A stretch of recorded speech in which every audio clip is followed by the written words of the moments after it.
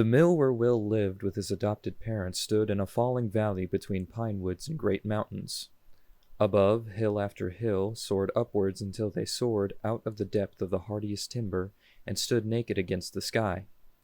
Some way up, a long gray village lay like a seam or a rag of vapor on a wooded hillside, and when the wind was favorable, the sound of the church bells would drop down, thin and silvery, to Will. Below, the valley grew ever steeper and steeper, and at the same time widened out on either hand, and from an eminence beside the mill it was possible to see its whole length and away beyond it over a wide plain, where the river turned and shone, and moved on from city to city on its voyage towards the sea.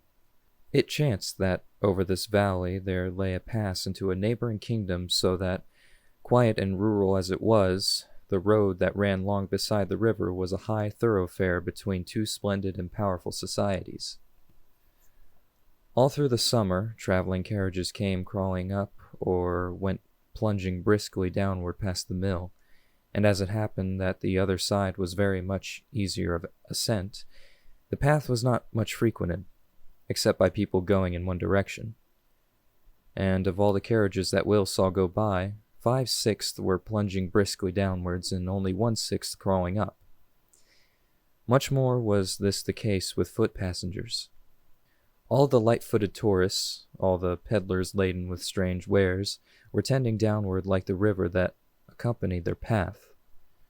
Nor was this all, for when Will was yet a child a disastrous war rose over a great part of the world.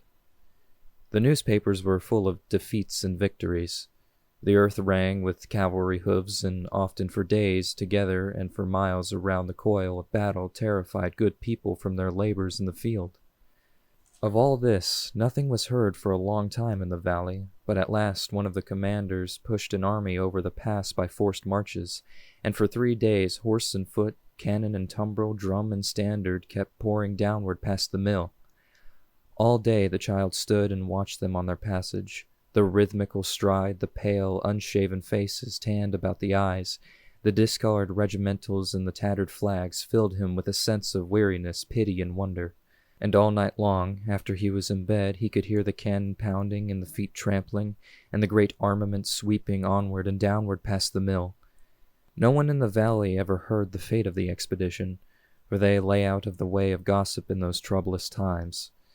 But Will saw one thing plainly, that not a man returned. Whither had they all gone?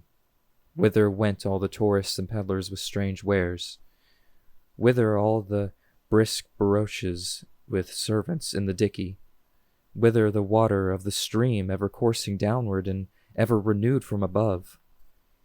Even the wind blew oftener down the valley, and carried the dead leaves along with it in the fall. It seemed like a great conspiracy of things, animate and inanimate.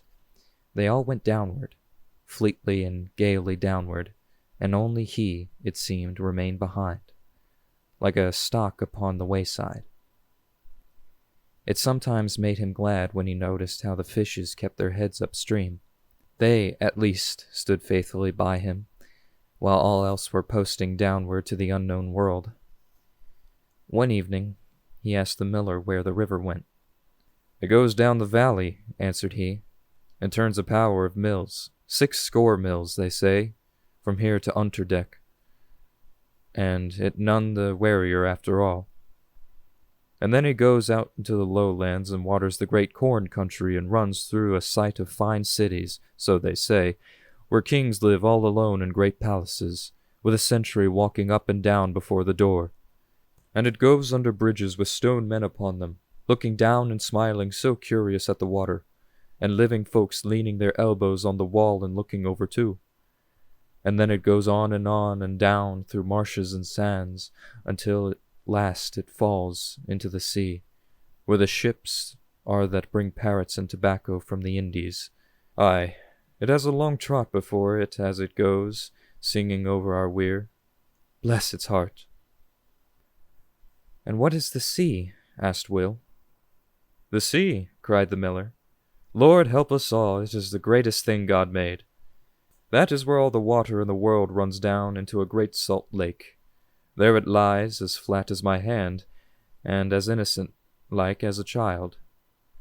But they do say when the wind blows, it gets up into water mountains bigger than any of ours, and swallows down great ships bigger than our mill, and makes such a roaring that you can hear it miles away upon the land.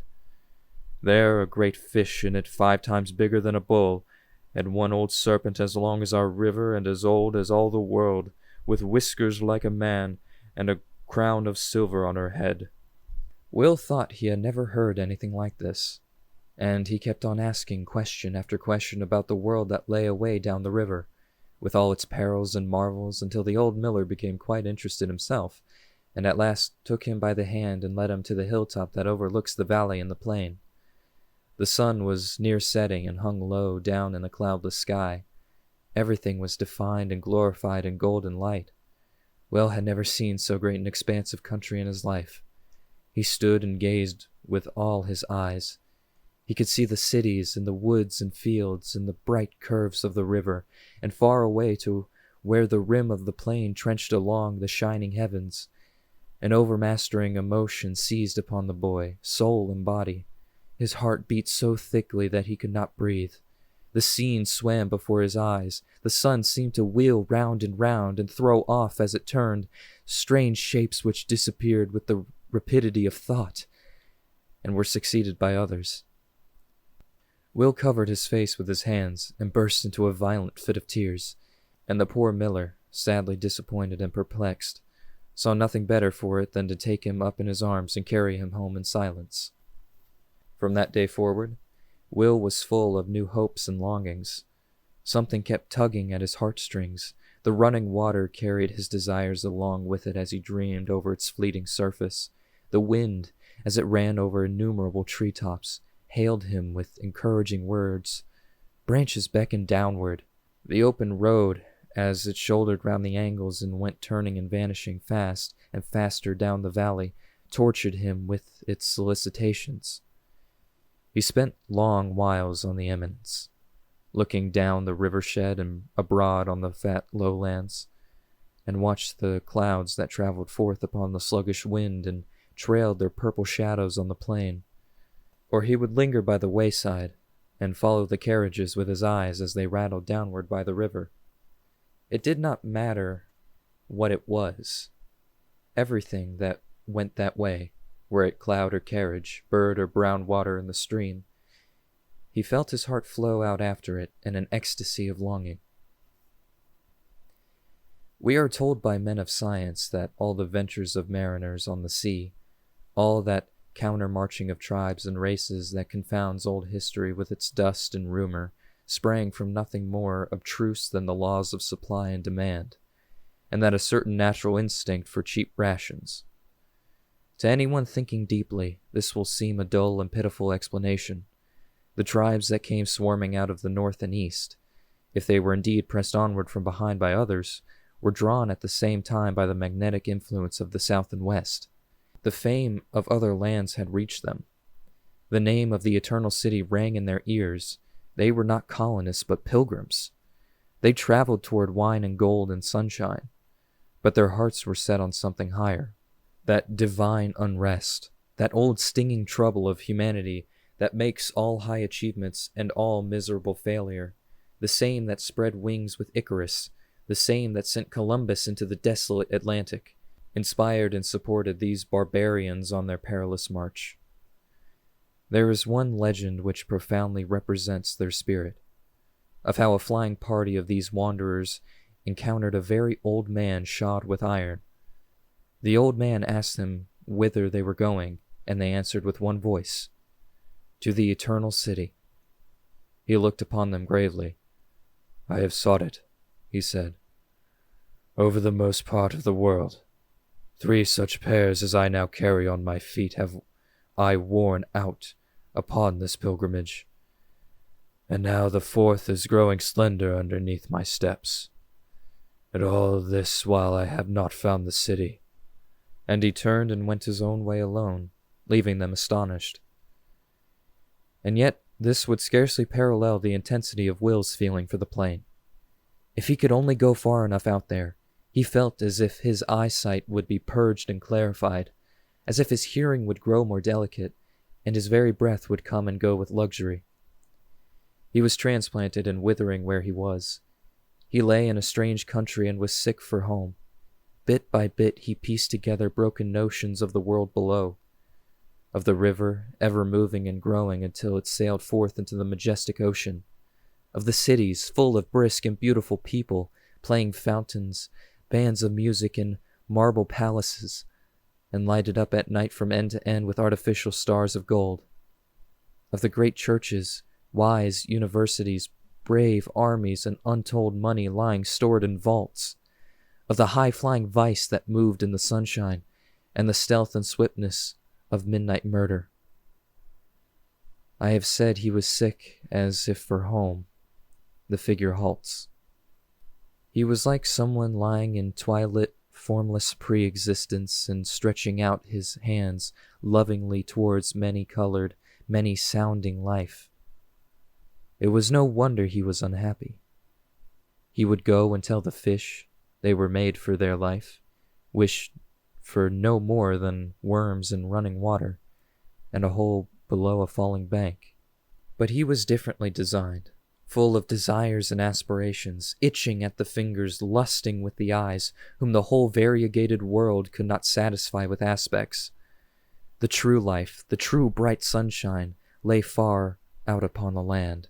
And oh, to see this sunlight once before he died, to move with a jocund spirit in a golden land, to hear the trained singers and sweet church bells, and see the holiday gardens, and, oh, fish, he would cry, if you would only turn your noses downstream, you could swim so easily into the fabled waters, and see the vast ships passing over your head like clouds, and hear the great water hills making music over you all day long.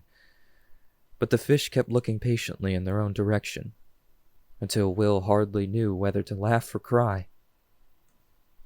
Hitherto, the traffic on the road had passed by Will, like something seen in a picture.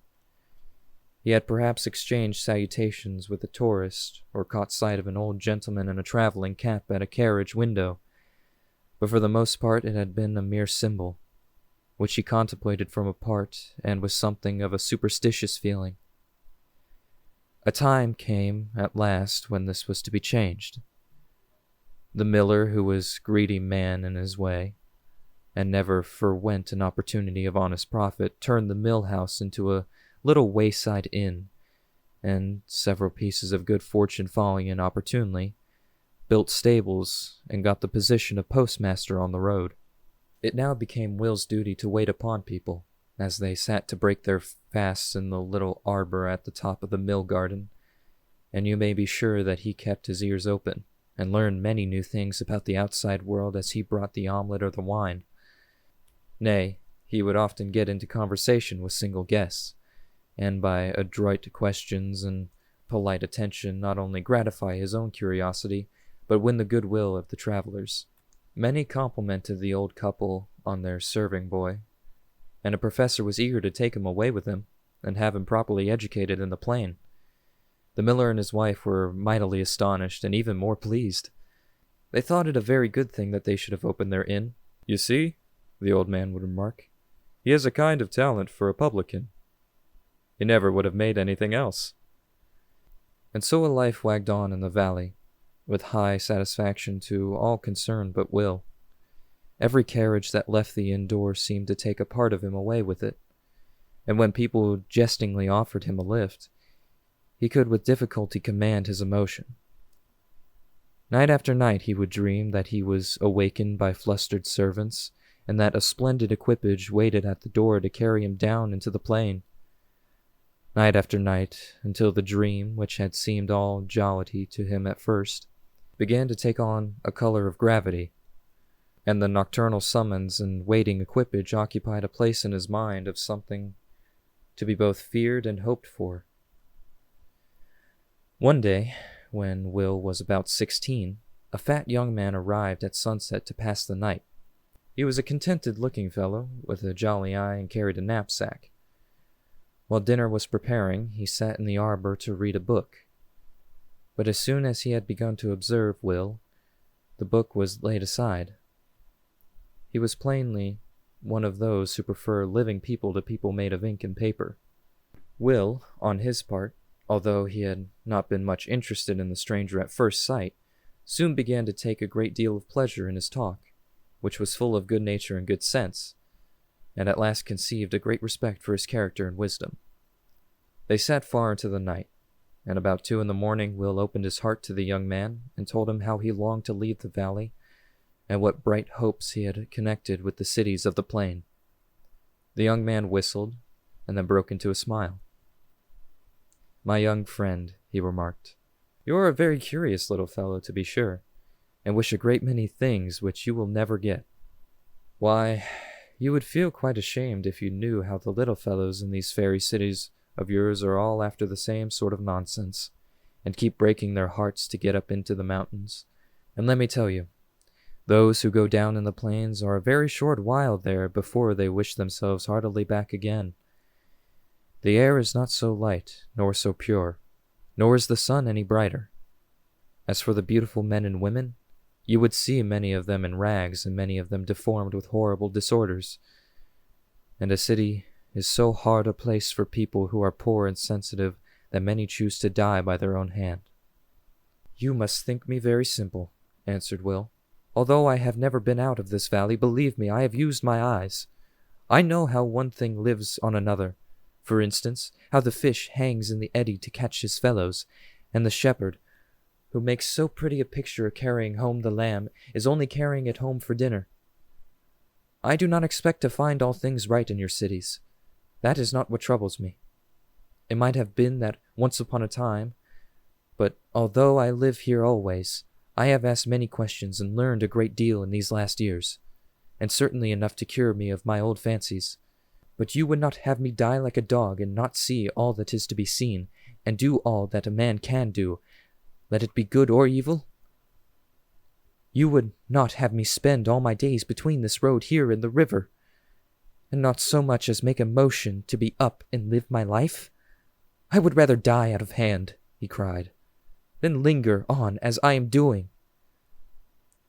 "Thousands of people," said the young man, "live and die like you, and none are less happy."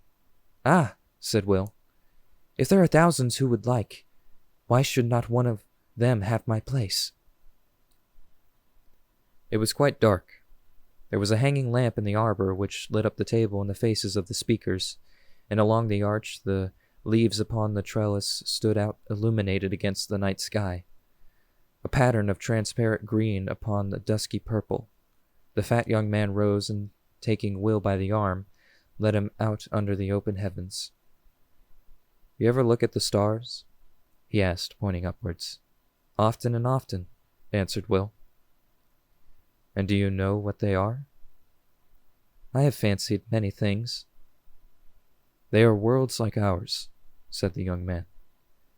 "Some of them less, many of them 1,000,000 times greater, and some of the least sparkles that you see are not only worlds but whole clusters of worlds turning about each other in the midst of space.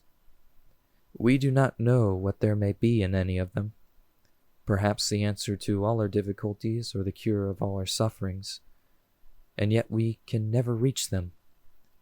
Not all the skill of the craftiest of men can fit out a ship for the nearest of these our neighbors, nor would the life of the most aged suffice for such a journey. When a great battle has been lost or a dear friend is dead, when we are hipped or in high spirits, there they are unweariedly shining overhead. They may stand down here, a whole army of us together, and shout until we break our hearts, and not a whisper reaches them. We may climb the highest mountain, and we are no nearer them. All we can do is to stand down here in the garden and take off our hats. The starshine lights upon our heads, and where mine is a little bald, I dare say you can see it glisten in the darkness. The mountain and the mouse. That is like to be all we shall ever have to do with Arcturus or Aldebaran. Can you apply a parable?" he added, laying his hand upon Will's shoulder. It's not the same thing as a reason, but usually vastly more convincing. Will hung his head a little, and then raised it once more to heaven. The stars seemed to expand and emit a sharper brilliancy. And as he kept turning his eyes higher and higher, they seemed to increase in multitude under his gaze. "I see," he said, turning to the young man. "We are in a rat trap." "Something of that size." "Did you ever see a squirrel turning in a cage, and another squirrel sitting philosophically over his nuts? I needn't ask you which of them looked more of a fool." After some years, the old people died, both in one winter, very carefully tended by their adopted son, and very quietly mourned when they were gone. People who had heard of his roving fancies supposed he would hasten to sell the property and go down the river to push his fortunes, but there was never any sign of such an intention on the part of Will. On the contrary, he had the inn set on a better footing, and hired a couple of servants to assist him in carrying it on. And there he settled down, a kind, talkative, inscrutable young man, 6'3" in his stockings, with an iron constitution and a friendly voice. He soon began to take rank in the district as a bit of an oddity. It was not much to be wondered at from the first, for he was always full of notions, and kept calling the plainest common sense in question. But what most raised the report upon him was the odd circumstance of his courtship with the parson's Marjorie. The parson's Marjorie was a lass about 19, when Will would be about 30, well enough looking and much better educated than any other girl in that part of the country, as became her parentage. She held her head very high, and had already refused several offers of marriage with a grand air, which had got her hard names among the neighbors. For all that, she was a good girl, and one that would have made any man well contented.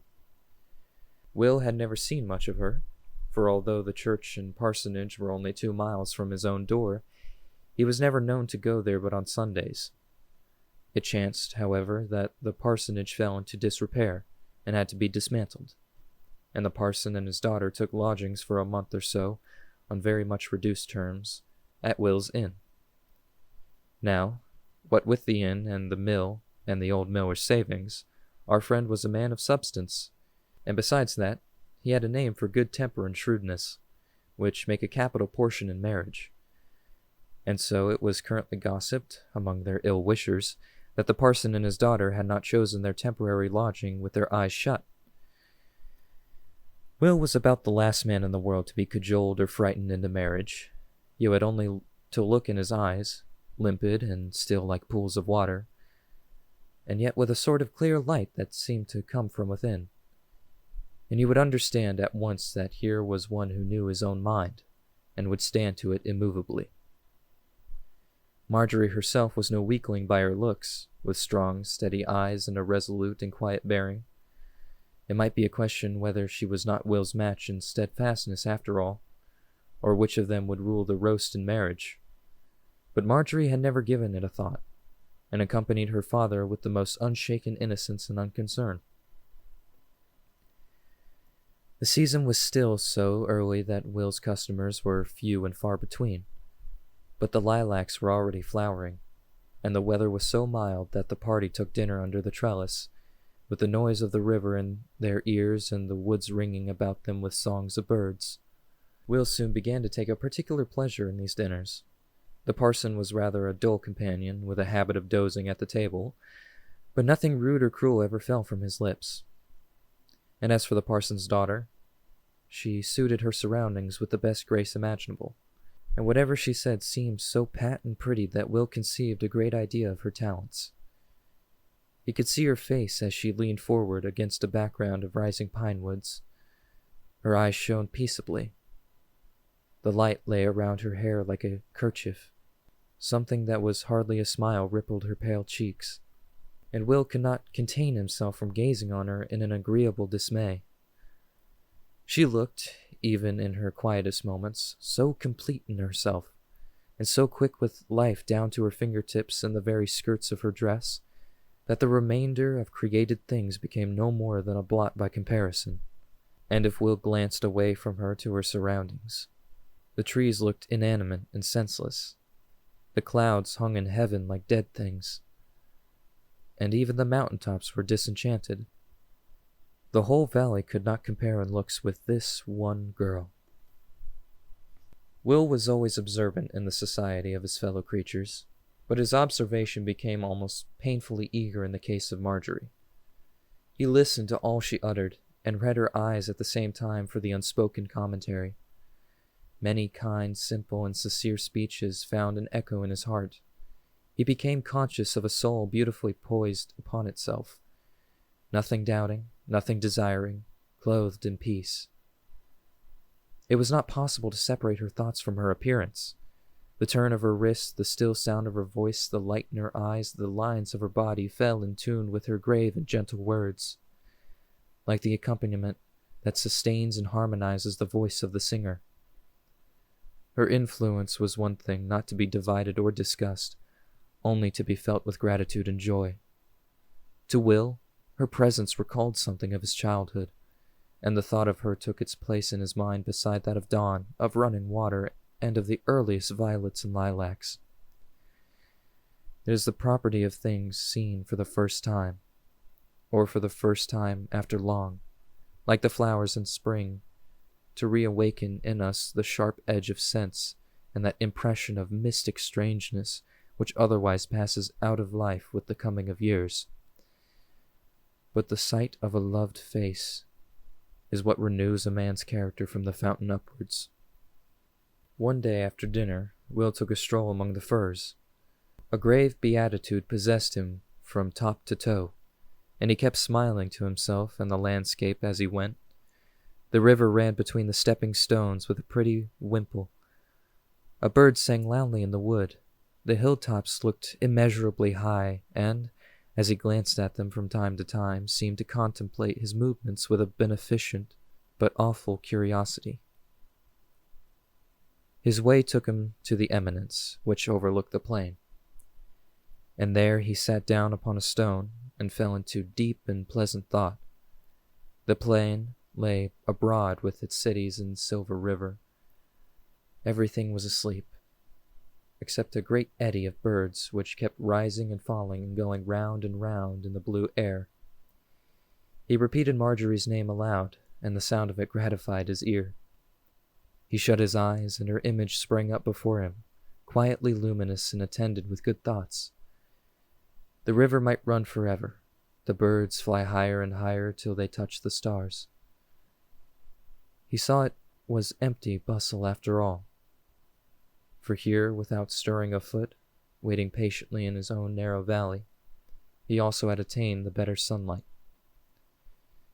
The next day Will made a sort of declaration across the dinner table while the parson was filling his pipe. "Miss Marjorie," he said, "I never knew anyone I liked so well as you. I am mostly a cold, unkindly sort of man, not from want of heart, but out of strangeness in my way of thinking, and people seem far away from me.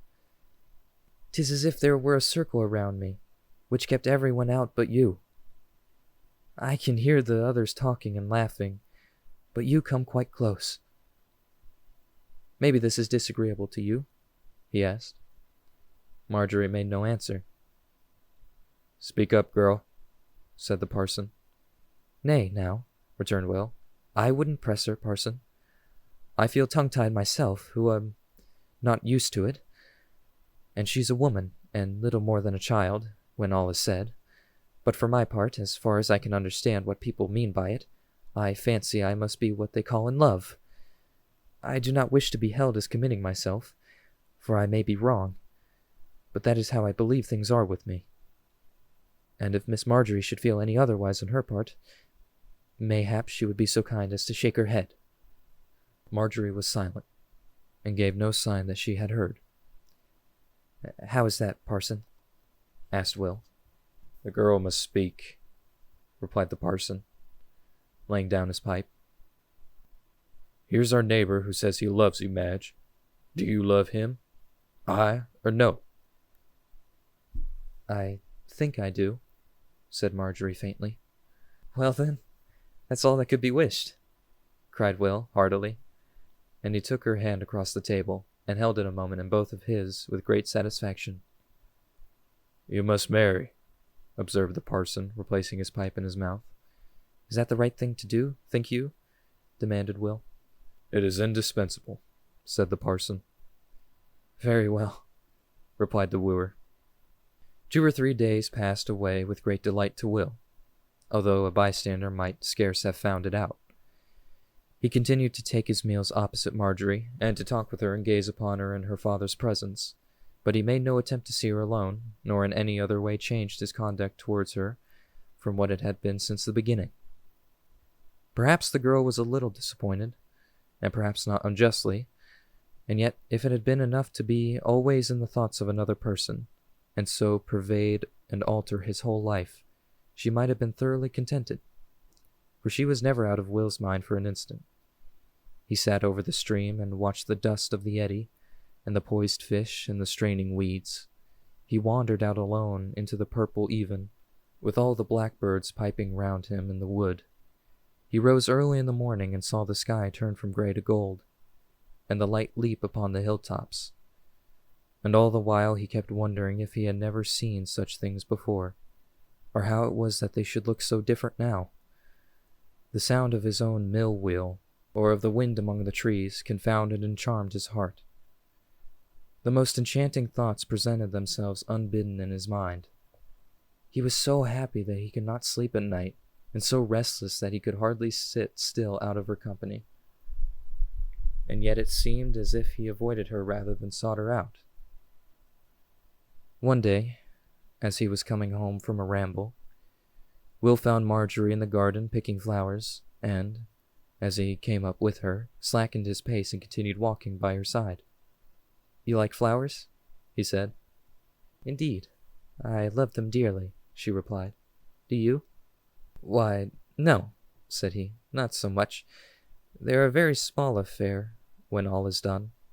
I can fancy people caring for them greatly, but not doing as you are just now." "How?" she asked, pausing and looking up at him. "Plucking them," said he. "They are a deal better off where they are, and look a deal prettier if you go to that." "I wish to have them for my own," she answered, "to carry them near my heart and keep them in my room. They tempt me when they grow here. They seem to say, 'Come and do something with us.'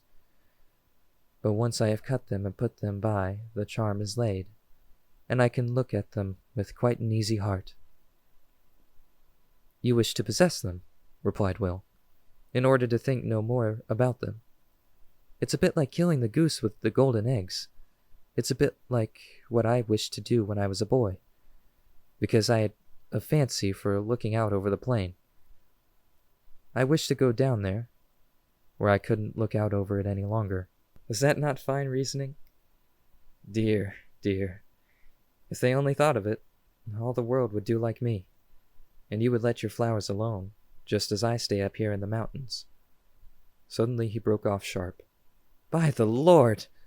he cried, and when she asked him what was wrong, he turned the question off, and walked away into the house with a rather humorous expression on his face. He was silent at table, and after the night had fallen and the stars had come out overhead, he walked up and down for hours in the courtyard and garden with an uneven pace. There was still a light in the window of Marjorie's room, one little oblong patch of orange in a world of dark blue hills and silver starlight.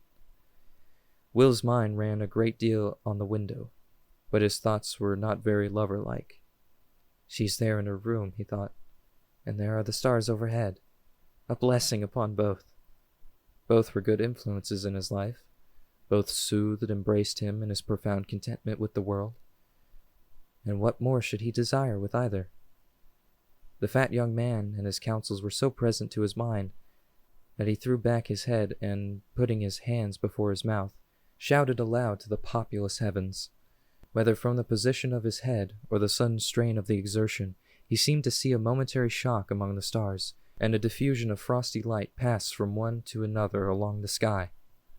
At the same instant, a corner of the blind was lifted and lowered again at once. He laughed aloud. "Oh, one and another," thought Will. "The stars tremble and the blind goes up, Why, before heaven, what a great magician I must be. Now, if I were only a fool, should I not be in a pretty way?" And he went off to bed, chuckling to himself. If I were only a fool. The next morning, pretty early, he saw her once more in the garden and sought her out. "I've been thinking about getting married," he began abruptly. "And after having turned it all over, I have made up my mind it's not worthwhile."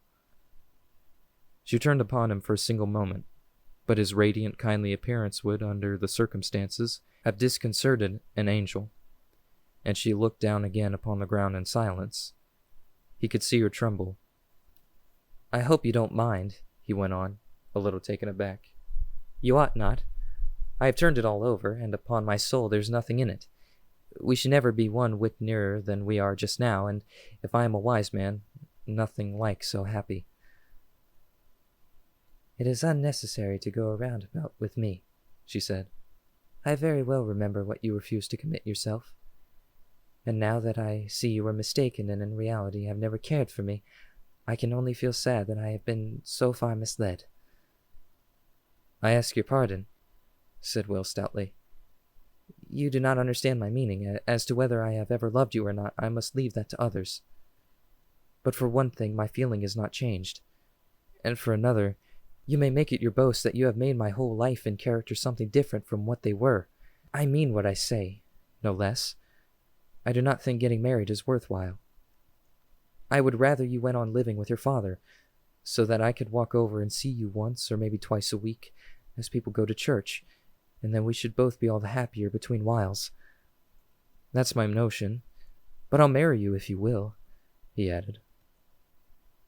"Do you know that you are insulting me?" she broke out. "Not I, Marjorie," said he. "If there is anything in a clear conscience, not I. I offer all my heart's best affections. You can take it or want it, though I suspect it's beyond either your power or mine to change what has once been done and set me fancy free. I'll marry you if you like, but I tell you again and again it's not worthwhile, and we had best stay friends. Though I am a quiet man, I have noticed a heap of things in my life. Trust in me and take things as I propose, or, if you don't like that, say the word and I'll marry you out of hand." There was a considerable pause, and Will, who began to feel uneasy, began to grow angry in consequence. "It seems you are too proud to say your mind," he said. "Believe me, that's a pity. A clean shrift makes simple living. Can a man be more downright or honorable to a woman than I have been? I have said my say and given you your choice. Do you want me to marry you, or will you take my friendship as I think best? Or have you had enough of me for good? Speak out for the dear God's sake. You know your father told you a girl should speak her mind in these affairs." She seemed to recover herself at that, turned without a word, walked rapidly through the garden, and disappeared into the house, leaving Will in some confusion as to the result. He walked up and down the garden, whistling softly to himself. Sometimes he stopped and contemplated the sky and hilltops. Sometimes he went down to the tail of the weir and sat there, looking foolishly in the water. All this dubiety and perturbation was so foreign to his nature in the life which he had resolutely chosen for himself that he began to regret Marjorie's arrival. After all, he thought, I was happy as a man need be. I could come down here and watch my fishes all day long if I wanted.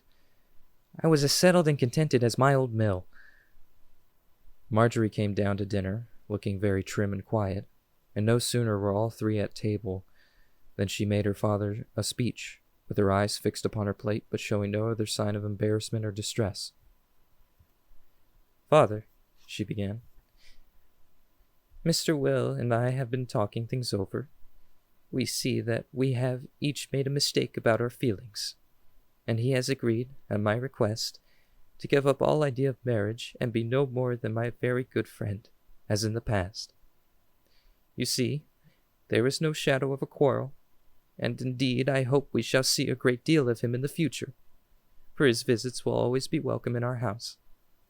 Of course, Father, you know best, but perhaps we should do better to leave Mr. Will's house for the present. I believe, after what has passed, we should hardly be agreeable inmates for some days.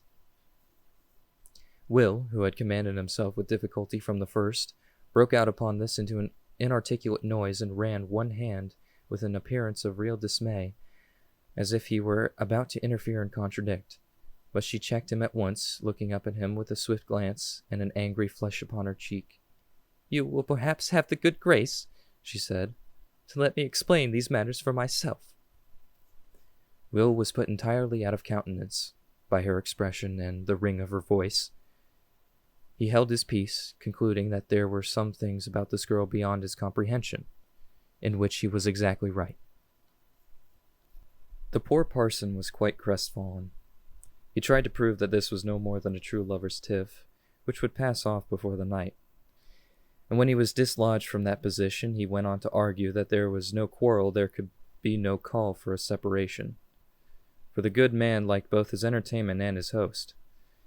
It was curious to see how the girl managed them, saying little all the time, and that very quietly, and yet twisting them round her finger and insensibly leading them wherever she would by feminine tact and generalship. It scarcely seemed to have been her doing. It seemed as if things had merely so fallen out, that she and her father took their departure that same afternoon in a farm cart, and went farther down the valley to wait until their own house was ready for them in another hamlet. But Will had been observing closely, and was well aware of her dexterity and resolution. When he found himself alone, he had a great many curious matters to turn over in his mind. He was very sad and solitary to begin with. All the interest had gone out of his life, and he might look up at the stars as long as he pleased, he somehow failed to find support or consolation. And then he was in such a turmoil of spirit about Marjorie. He had been puzzled and irritated at her behavior, and yet he could not keep himself from admiring it.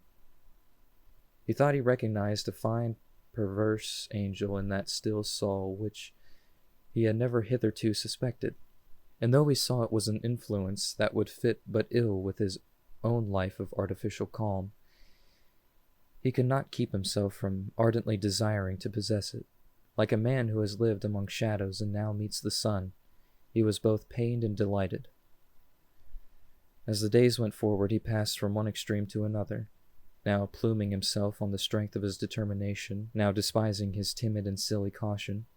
The former was, perhaps, the true thought of his heart, and represented the regular tenor of the man's reflections, but the latter burst forth from time to time with an unruly violence, and then he would forget all consideration and go up and down his house and garden, or walk among the fir woods like one who is beside himself with remorse. To equable, steady-minded Will, this state of matters was intolerable, and he determined, at whatever cost, to bring it to an end. So, one warm summer afternoon, he put on his best clothes, took a thorn switch in his hand, and set out down the valley by the river. As soon as he had taken his determination, he had regained at a bound his customary peace of heart, and he enjoyed the bright weather and the variety of the scene without any admixture of alarm or unpleasant eagerness. It was nearly the same to him how the matter turned out. If she accepted him, he would have to marry her this time, which perhaps was all for the best. If she refused him, he would have done his utmost, and might follow his own way in the future with an untroubled conscience. He hoped, on the whole, she would refuse him.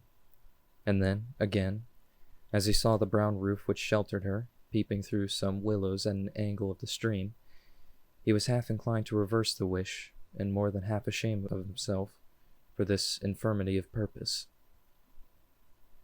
Marjorie seemed glad to see him, and gave him her hand without affectation or delay. "I have been thinking about this marriage," he began. "So have I," she answered, "and I respect you more and more for a very wise man. You understood me better than I understood myself, and I am now quite certain that things are all for the best as they are." "At the same time," ventured Will. "You must be tired," she interrupted. "Take a seat and let me fetch you a glass of wine. The afternoon is so warm, and I wish you not to be displeased with your visit. You must come quite often, once a week, if you can spare the time. I am always so glad to see my friends." "Oh, very well," thought Will to himself. "It appears I was right after all." And he paid a very agreeable visit. walked home again in capital spirits, and gave himself no further concern about the matter. For nearly 3 years, Will and Marjorie continued on these terms, seeing each other once or twice a week without any word of love between them. And for all that time, I believe Will was nearly as happy as a man can be. He rather stinted himself the pleasure of seeing her, and he would often walk halfway over to the parsonage, and then back again, as if to whet his appetite. Indeed, there was one corner of the road, whence he could see the church spire wedged into a crevice of the valley between sloping fir woods, with a triangular snatch of plain by way of the background, which he greatly affected as a place to sit and moralize in before returning homewards. And the peasants got so much into the habit of finding him there in the twilight that they gave it the name of Will o' the Mill's Corner. And at the end of the 3 years, Marjorie played him a sad trick by suddenly marrying somebody else. Will kept his countenance bravely, and merely remarked that, for as little as he knew of women, he had acted very prudently in not marrying her himself 3 years before. She plainly knew very little of her own mind, and, in spite of a deceptive manner, was as fickle and flighty as the rest of them. He had to congratulate himself on an escape, he said, and would take a higher opinion of his own wisdom in consequence. But at heart he was reasonably displeased, moped a good deal for a month or two, and fell away in flesh, to the astonishment of his serving lads. It was perhaps a year after this marriage that Will was awakened late one night by the sound of a horse galloping on the road, followed by a precipitate knocking at the inn door. He opened his window and saw a farm servant mounted and holding a led horse by the bridle, who told him to make what haste he could and go along with him, for Marjorie was dying, and had sent urgently to fetch him to her bedside. Will was no horseman, and made so little speed upon the way that the poor young wife was very near her end before he arrived. But they had some minutes' talk in private, and he was present and wept very bitterly while she breathed her last. Year after year went away into nothing, with great explosions and outcries in the cities on the plain, red revolts springing up and being suppressed in blood, battles swaying hither and thither, patient astronomers in observatory towers picking out and christening new stars, plays being performed in lighted theaters, people being carried into hospital on stretchers, and all the usual turmoil and agitation of men's lives in crowded centers. Up in Will's Valley only the winds and seasons made an epoch. The fish hung in the swift stream, the birds circled overhead, the pine tops rustled underneath the stars, the tall hills stood over all, and Will went to and fro, minding his wayside inn, until the snow began to thicken on his head. His heart was young and vigorous, and if his pulses kept a sober time, they still beat strong and steady in his wrists. He carried a ruddy stain on either cheek, like a ripe apple. He stooped a little, but his step was still firm, and his sinewy hands were reached out to all men with a friendly pressure. His face was covered with those wrinkles which are got in open air, and which, rightly looked at, are no more than a sort of permanent sunburning. Such wrinkles heighten the stupidity of stupid faces, but to a person like Will, with his clear eyes and smiling mouth, only give another charm by testifying to a simple and easy life. His talk was full of wise sayings. He had a taste for other people, and other people had a taste for him. When the valley was full of tourists in the season, there were merry nights in Will's arbor, and his views, which seemed whimsical to his neighbors, were often enough admired by learned people out of towns and colleges. Indeed, he had a very noble old age, and grew daily better known, so that his fame was heard of in the cities of the plain, and young men who had been summer travelers spoke together in cafes of Will o' the Mill and his rough philosophy. Many and many an invitation, as you may be sure, he had, but nothing could tempt him from his upland valley. He would shake his head and smile over his tobacco pipe with a deal of meaning. "You come too late," he would answer. "I am a dead man now. I have lived and died already. 50 years ago you would have brought my heart into my mouth. and now you do not even tempt me. But that is the object of long living. That man should cease to care about life. And again, there is only one difference between a long life and a good dinner. That, in the dinner, the sweets come last. Or once more, when I was a boy I was a bit puzzled, and hardly knew whether it was myself or the world that was curious and worth looking into. Now I know it is myself, and stick to that. He never showed any symptom of frailty, but kept stalwart and firm to the last. But they say he grew less talkative towards the end, and would listen to other people by the hour in an amused and sympathetic silence. Only when he did speak, it was more to the point and more charged with old experience. He drank a bottle of wine gladly, above all, at sunset on the hilltop or quite late at night under the stars in the arbor. The sight of something attractive and unattainable seasoned his enjoyment, he would say, and he professed he had lived long enough to admire a candle all the more when he could compare it with a planet. One night, in his 72nd year, he awoke in bed in such uneasiness of body and mind that he arose and dressed himself and went out to meditate in the arbor. It was pitch dark, without a star. The river was swollen, and the wet woods of meadows loaded the air with perfume.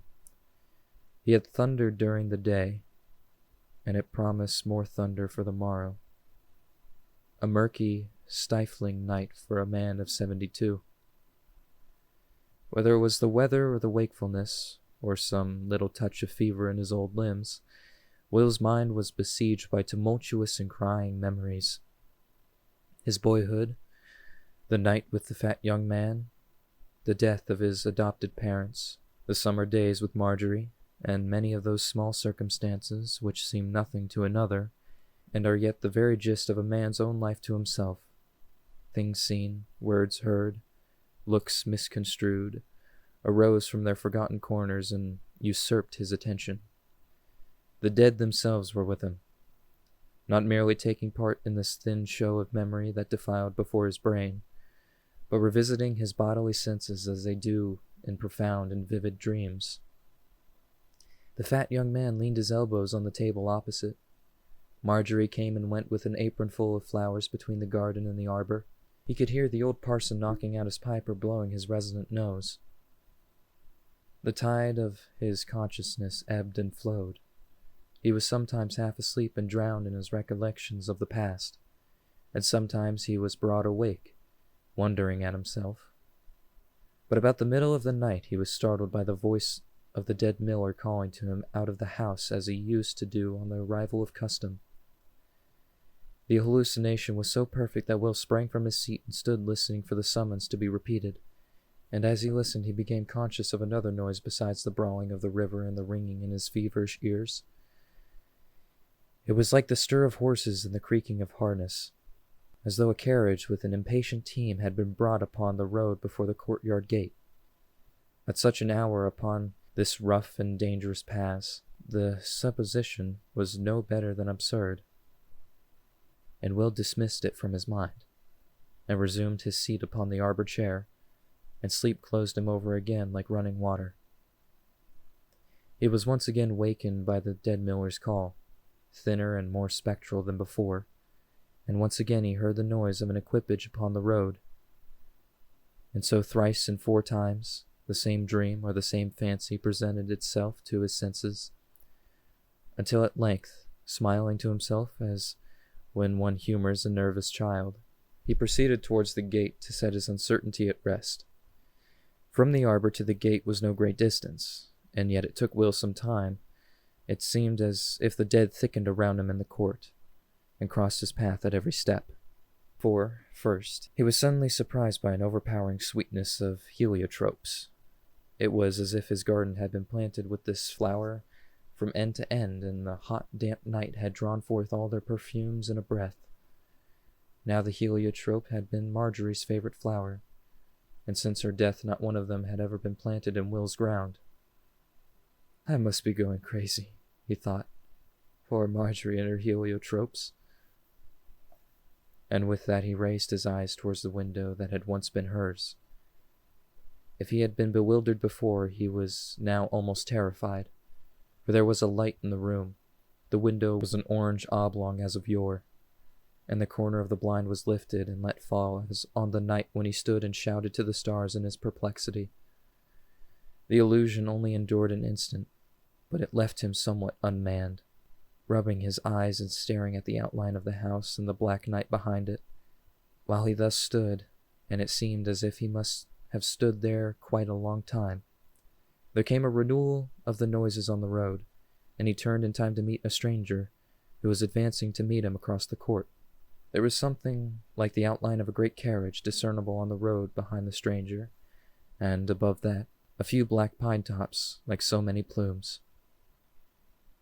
"Master Will?"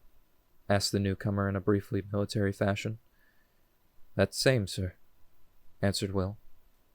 "Can I do anything to serve you?" "I have heard you much spoken of, Master Will," returned the other. "Much spoken of and well, and though I have both hands full of business, I wish to drink a bottle of wine with you in your arbor. Before I go, I shall introduce myself." Will led the way to the trellis and got a lamp lighted and a bottle uncorked. He was not altogether unused to such complimentary interviews, and hoped little enough from this one, being schooled by many disappointments. A sort of cloud had settled on his wits and prevented him from remembering the strangeness of the hour. He moved like a person in his sleep, and it seemed as if the lamp caught fire and the bottle came uncorked with the facility of thought. Still, he had some curiosity about the appearance of his visitor, and tried in vain to turn the light into his face. Either he handled the lamp clumsily, or there was a dimness over his eyes, but he could make out little more than a shadow at the table with him.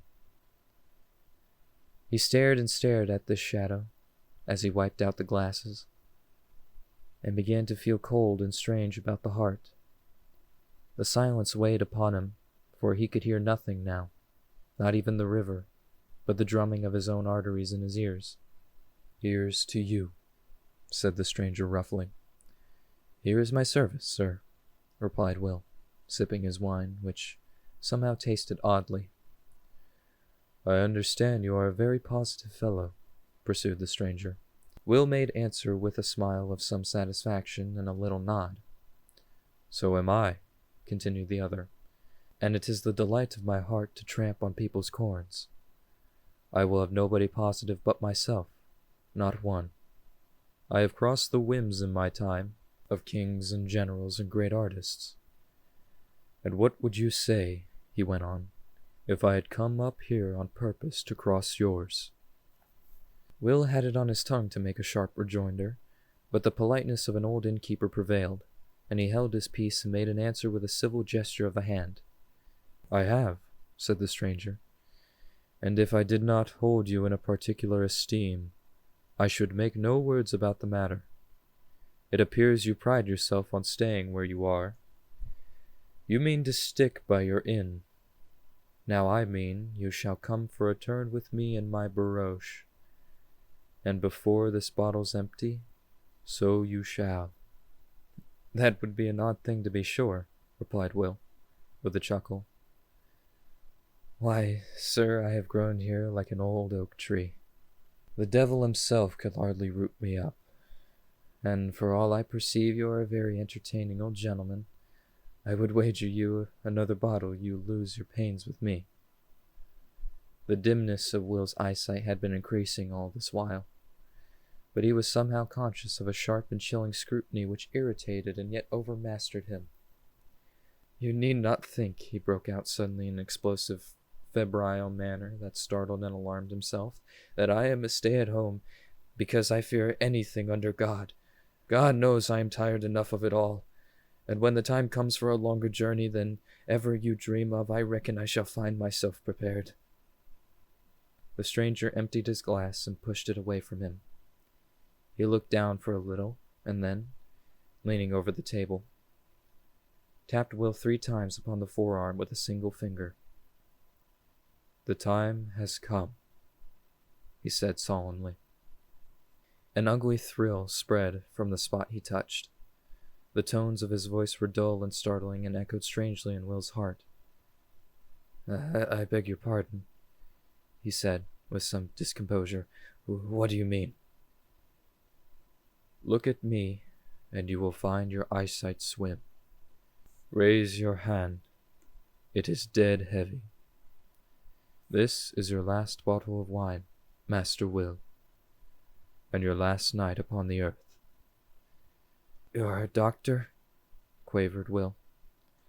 The best there ever was, replied the other, for I cure both mind and body with the same prescription. I take away all pain, and I forgive all sins. And where my patients have gone wrong in life, I smooth out all complications and set them free again upon their feet. I have no need of you, said Will.